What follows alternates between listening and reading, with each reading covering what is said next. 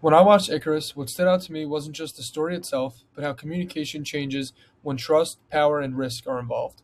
It made me realize that communication isn't always open or honest. Sometimes it's controlled, hidden, or shaped by fear. One thing I noticed is how differently people communicate depending on the level of risk they're facing. At the beginning, communication feels more casual and open, but as the situation becomes more serious, especially for the main character, the way he communicates changes completely.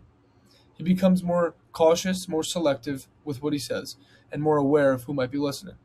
That shift shows how communication isn't just about personality, it's heavily influenced by environment and consequences. Another important idea is how power affects communication. In the film, there's a clear imbalance between individuals and larger systems, like governments and organizations. Because of this, information isn't always shared freely. Instead, it's controlled or even manipulated. This made me think about how communication can be used strategically, not just to inform people, but to protect reputations or avoid accountability. It shows that what's not said can be just as important as what is said. I also noticed how trust plays a huge role. As the relationships develop, communication becomes more open, but that openness depends entirely on whether people feel safe. Without trust, people hold back information or communicate in a more guarded way.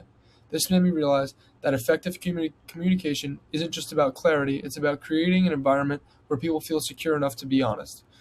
Overall, this film changed how I think about communication. It showed me that communication isn't always straightforward, it can be shaped by fear, power, and trust.